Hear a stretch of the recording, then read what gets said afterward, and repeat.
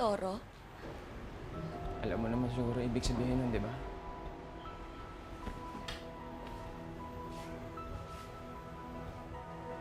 Para tayong aso na pinapanood ng maraming tao. Para tayong laruan na susunod sa lahat ng gusto nila. Ronald, masahol pa sa ginagawa natin noon. Ayoko na bumalik doon.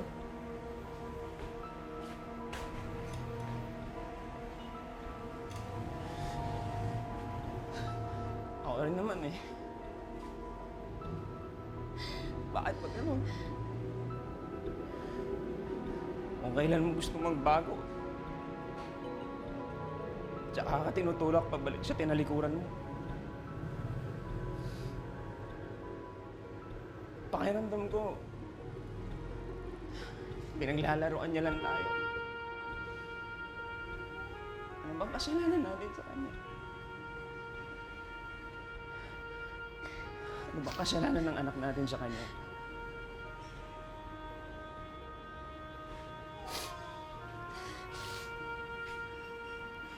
Ronald, wala tayong kasalanan. Kasalanan ng bumubuhay sa atin.